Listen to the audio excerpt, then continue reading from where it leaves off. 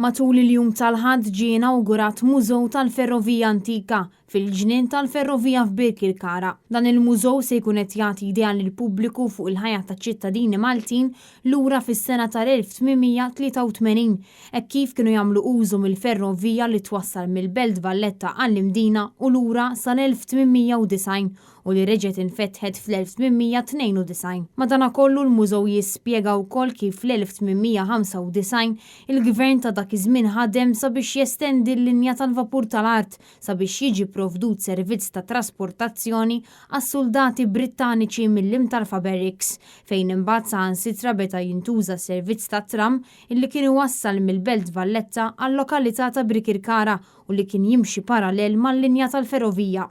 Minkejja li dawn il-mezzi tat trasport kienu jintużaw ta' spiss, it-tram u l-ferroviji kellhom jifqu joperaw bil-wasla tal-karozzi tal-linja f'pajjiżna u huwa għalhekk li dan l-istess stazzjon tal-ferroviji f'Birkirkara beda jopera bħala stazzjon tal-karozzi tal-linja. Issa dak li kien magħruf bħala Central Station f'Birkirkara ġie restawrat f'mużew sabiex jiżdied l-għarfien fuq il-ħajja li kienu jgħixu ta' kuljum iċ-ċittadini Maltin filwaqt li jiġi apprezzat il-mezz tat trasport li kien ikkunsidrat sofistikat fil-passat.